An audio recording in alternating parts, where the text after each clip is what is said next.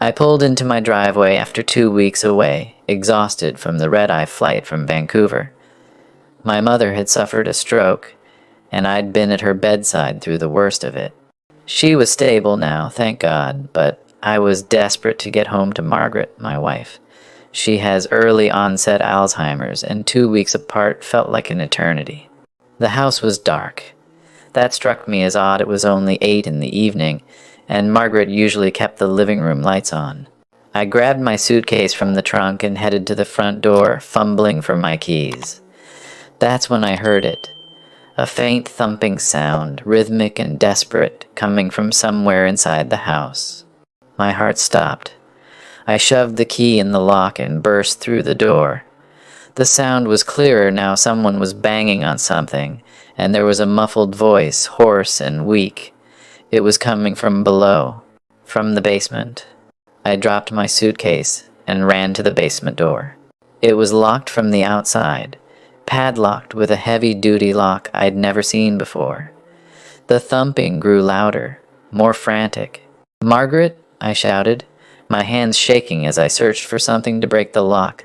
A cry came from the other side, weak, desperate. My wife. I ran to the garage, grabbed a crowbar, and pried that lock off in 3 violent yanks. The door swung open, and the smell hit me first. Urine, sweat, and something sour. I flicked on the light and nearly collapsed. Margaret was at the bottom of the stairs, filthy, trembling, her nightgown stained and torn. Her face was gaunt, her lips cracked and bleeding. She looked up at me with eyes that didn't quite recognize me at first, confusion and terror mixing in her expression.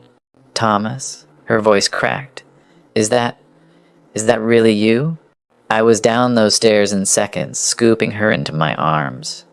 She weighed almost nothing. How long had she been down here without food, without water? "I'm here, sweetheart, I'm here, I've got you." I carried her upstairs, my mind racing. Who did this? How did this happen? I laid her on the couch and grabbed my phone, dialing 911 with trembling fingers. As I gave our address to the dispatcher, I looked around the house. Everything seemed different. Furniture had been moved. There were boxes stacked in the corner I'd never seen before. Margaret's pill organizer was gone from the kitchen counter. The paramedics arrived within minutes. As they checked Margaret's vitals, severely dehydrated, malnourished, early signs of hypothermia despite it being September, I stood there in shock, trying to piece together what had happened. "Sir, when did you last see your wife?" one of the paramedics asked. 2 weeks ago. I left her with our daughter. Jennifer was supposed to stay with her while I was in Vancouver. My mother had a stroke, and my voice broke. "Jennifer did this?" The paramedic exchanged a glance with her partner but said nothing. They loaded Margaret onto a stretcher. I rode with her in the ambulance, holding her hand, whispering that she was safe now, that I was sorry, so sorry I'd left her. At St. Michael's Hospital, they admitted her immediately. A nurse pulled me aside while the doctors worked. "Mr.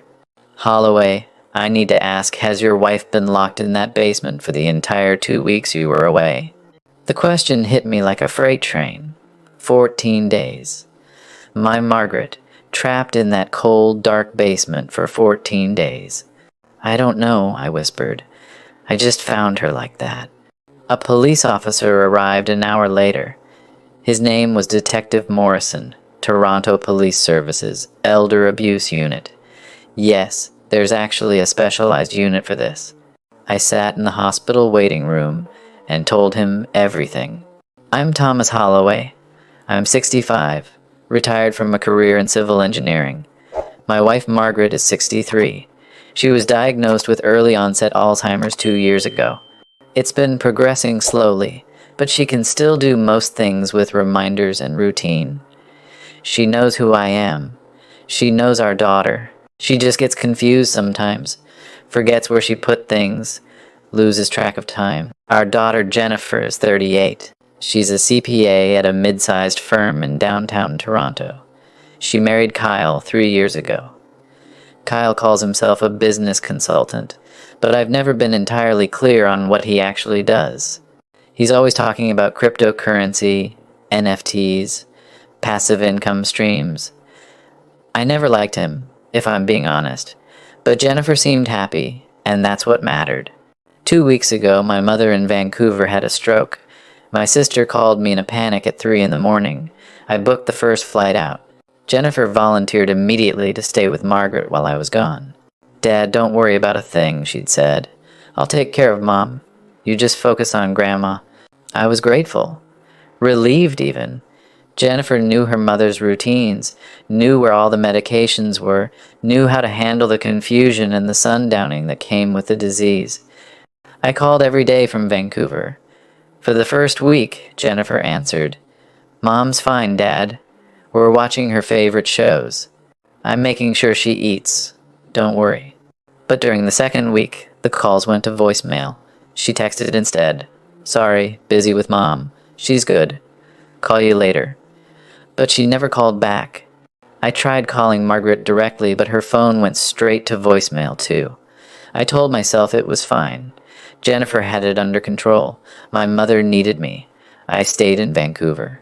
Detective Morrison listened to all of this, taking notes. Then he asked the question that made my blood run cold. "Mr. Holloway, during those 2 weeks, did you give your daughter power of attorney over your wife's affairs?" "No." "Absolutely not." "Did your wife sign any documents that you're aware of?" "Not that I know of." "Why?" He closed his notebook. "We'll need to investigate further, but Mr. Holloway, this appears to be more than just neglect. We'll be in touch." Margaret stayed in the hospital for 3 days. They rehydrated her, treated her for malnutrition and exposure, and ran a battery of tests. She kept asking where Jennifer was. "Where's Jenny? She was just here. She was making me lunch." No, sweetheart, she wasn't. On the second day, while Margaret was sleeping, I went home to look around more carefully. I needed to understand what had happened. What I found made me physically ill. The basement door had been padlocked from the outside. There was a bucket in the corner. That's what Margaret had used as a toilet. A thin blanket on the concrete floor. No food. No water. The light bulb had been removed from the socket. My wife, who sometimes forgets what day it is, but who can still laugh at silly jokes and loves watching the Blue Jays play, had been locked in darkness for 2 weeks. Upstairs, I found more disturbing evidence. Jennifer's laptop was still on the kitchen table, password conveniently saved. I'm not proud of what I did next, but I looked through her files. What I found was methodical, calculated, evil. There were scanned documents, power of attorney papers, with Margaret's signature, real estate documents, bank statements, and a file labeled Investment Opportunity, Kyle's Fund. I sat there for an hour, reading through everything, my hands shaking so hard I could barely click the mouse. Here's what they'd done.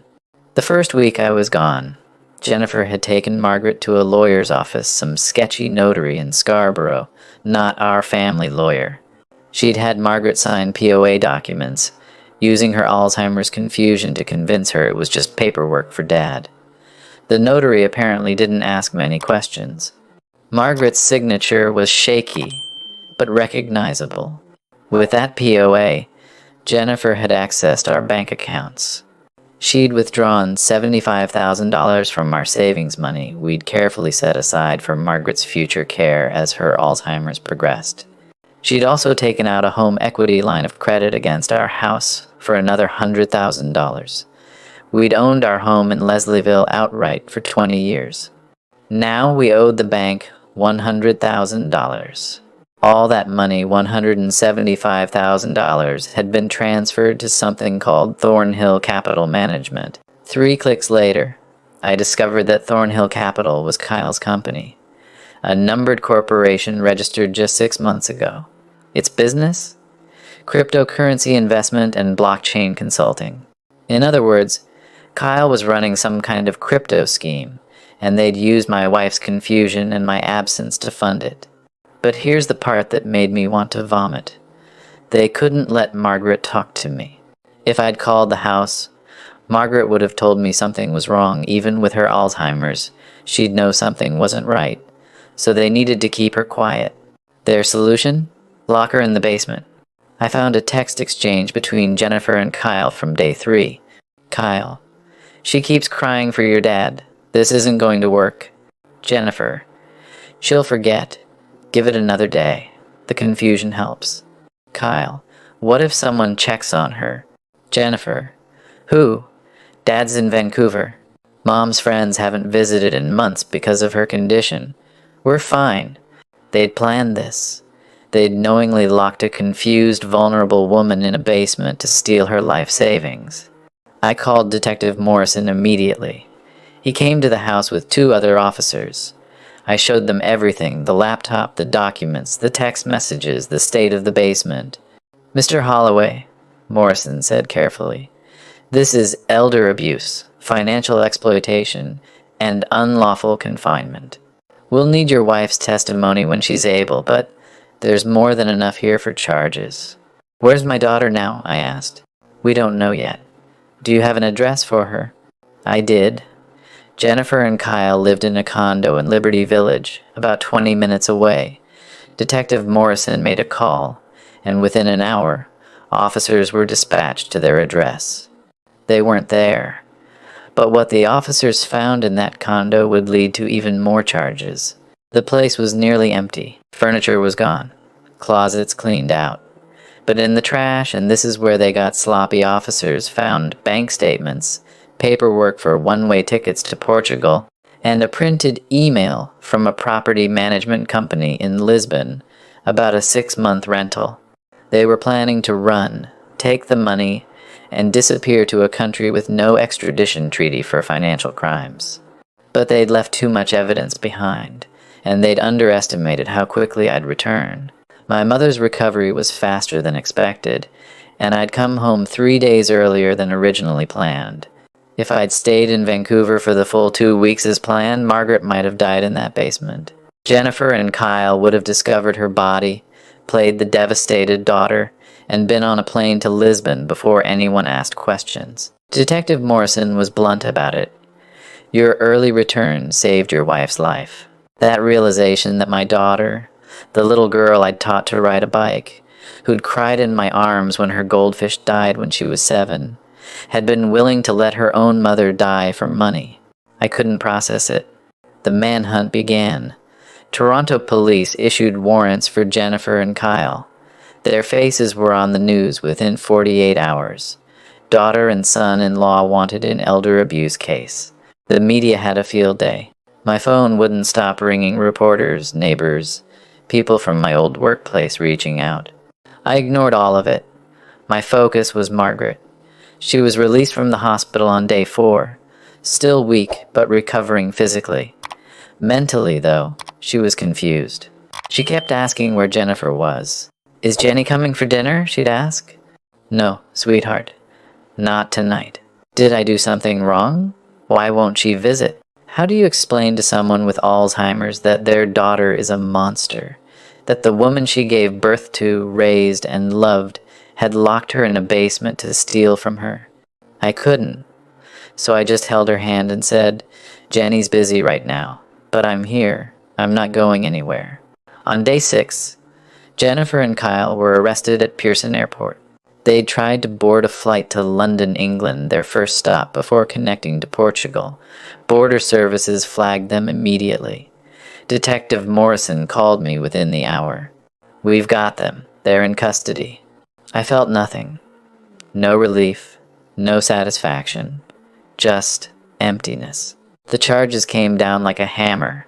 2 counts of elder abuse, 2 counts of financial exploitation of a vulnerable person, 2 counts of unlawful confinement, 2 counts of fraud over $5,000, and 1 count of forgery related to the POA documents. Kyle faced additional charges related to his investment fund, which turned out to be a Ponzi scheme. He'd taken money from at least 30 other investors, all elderly or vulnerable people, promising 40% returns on cryptocurrency trades that never actually happen. He was just shuffling money around, paying old investors with new investor money.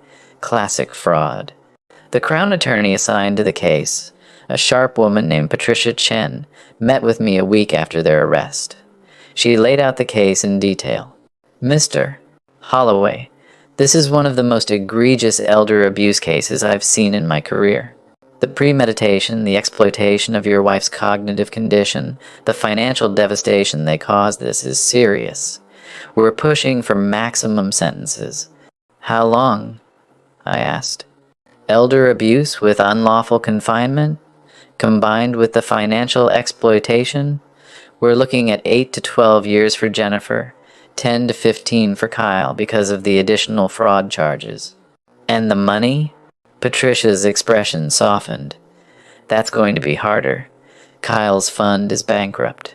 The money is gone, spent, moved offshore, or paid to early investors to keep the scheme running. We'll pursue restitution orders, but I want you to be realistic about recovery. In other words, the $175,000 was gone. Our savings, our home equity, vanished into Kyle's crypto scam. I asked the question that had been haunting me. Did she know? Jennifer, did she know what Kyle was doing was fraud? Patricia opened the evidence file. Based on the emails and texts we've recovered, yes, she knew. She helped him recruit investors, including 2 of her co-workers from her accounting firm. She created fake financial statements for the fund. She was an active participant. My daughter wasn't a victim of her husband's scheme. She was a co-conspirator. The bail hearing was painful. Jennifer's lawyer argued for release, pending trial, no criminal record, ties to the community, low flight risk despite the Portugal thing. The Crown argued the opposite, clear flight risk, destruction of evidence, ongoing danger to Margaret. The judge sided with the Crown. Bail denied. Jennifer and Kyle would remain in custody at the Toronto South Detention Centre until trial. I attended that hearing. I sat in the back row and watched my daughter, in an orange jumpsuit, plead with the judge for release. She cried. She apologized. She said she'd made a terrible mistake. When she saw me, she tried to mouth something. Dad, please. I stood up and walked out. I couldn't look at her. The criminal case moved forward, but I wasn't content to wait for justice from the courts alone. I hired a lawyer, Christopher Walsh, a partner at a firm that specializes in elder law and estate litigation. His advice was clear. Thomas, you have grounds for a civil suit. Sue them for everything they've taken, plus damages for what they put Margaret through. Even if they don't have assets now, they might in the future, inheritance, earnings, property. Lock it down. I filed suit 2 weeks later. Jennifer Holloway and Kyle Morrison, defendants. Claims: financial exploitation, intentional infliction of emotional distress, conversion, breach of fiduciary duty. Damages sought: $175,000 in stolen funds, plus $200,000 in additional damages for Margaret's suffering. But there was more to do. I contacted the College of CPAs of Ontario. Jennifer had used her credentials as an accountant to lend legitimacy to Kyle's scheme. Her co-workers from the accounting firm had trusted her professional judgment. She'd violated every ethical standard of her profession. I filed a formal complaint. Within a month, Jennifer's CPA license was suspended pending the outcome of the criminal trial. If convicted, she'd be permanently disbarred. She'd never work as an accountant again. That should have felt satisfying. It didn't. It just felt necessary. The months that followed were a blur. Margaret's Alzheimer's worsened stress accelerates cognitive decline, her neurologist told me. She stopped asking about Jennifer, which was somehow worse than the questions. It was like her brain had erased her daughter as a protection mechanism. I hired a full-time caregiver to help with Margaret while I dealt with the legal proceedings. The bills were piling up: medical expenses, legal fees, the mortgage payments on the HELOC we never wanted. We were drowning financially, and the people responsible were sitting in jail awaiting trial. The preliminary hearing happened in January, 5 months after Margaret's rescue. I testified. I walked the court through finding Margaret, through discovering the documents, through realizing what they'd done.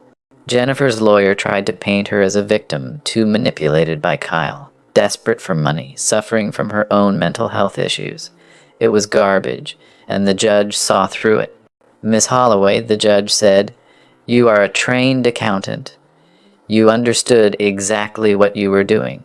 You exploited your mother's cognitive vulnerability for financial gain. There is no mitigating factor that excuses that." The case was bound over for trial. Trial date set for June, 8 months after the nightmare began. But before the trial, something unexpected happened. Kyle's lawyer approached the Crown with a deal. Kyle would plead guilty to all charges and cooperate fully in testifying against Jennifer in exchange for a reduced sentence. He'd testify that Jennifer had been the mastermind, that she'd planned the whole thing, that he'd just gone along with it. It was a coward's move, throwing his wife under the bus to save his own skin. But Patricia Chen called me to discuss it. If Kyle testifies, we have an airtight case against Jennifer.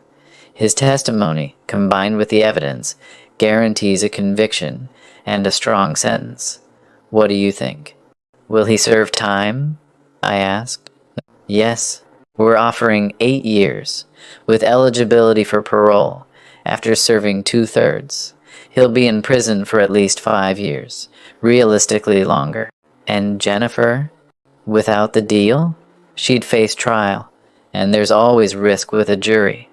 But with Kyle's testimony, we'd push for the maximum 12 years. I thought about Margaret, still asking sometimes why Jenny doesn't call.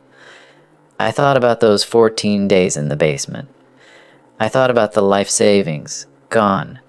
The home equity, gone. The trust, gone. Take the deal, I said. Kyle pleaded guilty in February. The sentencing hearing was brief. He expressed remorse. I'm sure his lawyer wrote every word. The judge was unimpressed. Mr. Morrison, you participated in a scheme that targeted vulnerable elderly individuals, including your own mother-in-law. You prioritized profit over human dignity. 8 years in federal prison. 1 down. Jennifer's trial began in June. It lasted 3 weeks. The Crown presented the evidence: the POA fraud, the bank transfers, the basement, the texts planning the Portugal escape. They called Margaret to testify. That was the hardest day of my life. Watching my confused, diminished wife try to explain what had happened to her. She kept getting mixed up, forgetting details, asking if she could go home. Jennifer's lawyer tried to use that confusion to suggest Margaret couldn't be a reliable witness. But then the Crown played the video. The police had taken video of the basement the day they'd executed the search warrant. That dark, cold space. The bucket. The thin blanket. The scratches on the door where Margaret had tried to claw her way out. The jury watched in silence. 2 of them were crying. Kyle testified next. He laid out the entire scheme, how Jennifer had approached him with the idea, how she'd researched the POA laws, how she'd found the notary who wouldn't ask questions, how she'd planned the timeline around my trip to Vancouver. It was all her, he said. I just did what she told me to do. Even if that was partly self-serving, the evidence backed it up. Jennifer's laptop showed she'd been researching power of attorney, elder exploitation, and countries without extradition weeks before my mother's stroke. She'd planned this. Jennifer took the stand in her own defense. It was a disaster. She tried to claim she'd been trying to help us, that Kyle had manipulated her, that she'd never meant to hurt anyone. The Crown destroyed her on cross-examination. Miss Holloway, you texted your husband. She'll forget. Give it another day. The confusion helps. You were referring to your mother. What were you hoping she'd forget? Silence. Miss Holloway, you locked your mother in a basement without food or water for 14 days. You stole her life savings. You planned to flee the country. And you want this court to believe you never meant to hurt anyone? Jennifer broke down, crying. The jury was unmoved. Deliberations took 4 hours. Guilty on all counts. Sentencing was 2 months later. I submitted a victim impact statement, 5 pages, detailing what this had done to Margaret, to me, to our lives. How we'd lost not just our money, but our sense of safety, our trust, our family. Margaret tried to submit one too, but her Alzheimer's made it impossible. Her neurologist submitted a letter instead, documenting how the trauma had accelerated her cognitive decline. The judge read through everything. Then she looked at Jennifer. Miss Holloway, you are an educated, intelligent woman. You understood the vulnerability of your mother's condition, and you exploited it without conscience. You betrayed not just her trust, but every standard of human decency. This court sees no mitigating factors. Jennifer Holloway, you are sentenced to 12 years in federal prison. I exhaled. It was over. But it wasn't. Not really. The civil suit settled a month later. Jennifer and Kyle were jointly liable for $375,000. Of course, they don't have that money. The court put liens on any future assets, wages, or inheritance. If they ever have anything, we'll get it. But realistically, we'll never see that money. The restitution order from the criminal case says they owe us $175,000 plus interest. Again, good luck collecting.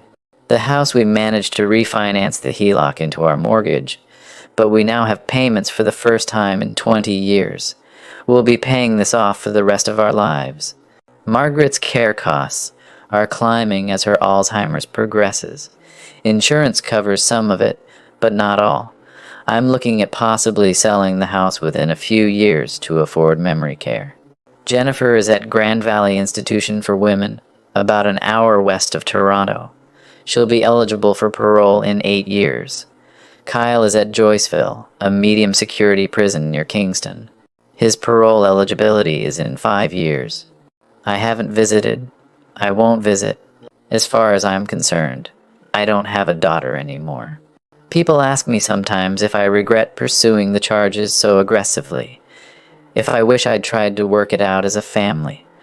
If I think 12 years is too harsh, here's what I tell them. Jennifer locked her confused, terrified mother in a basement for 2 weeks.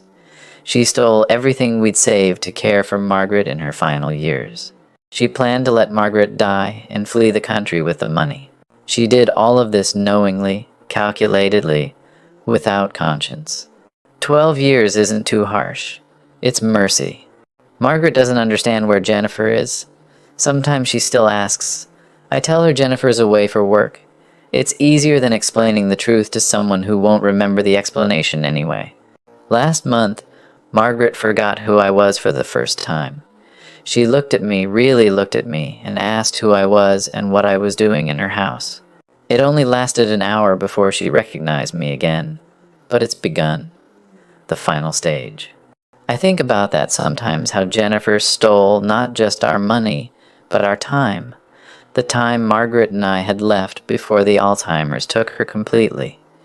We should have spent those 2 weeks together.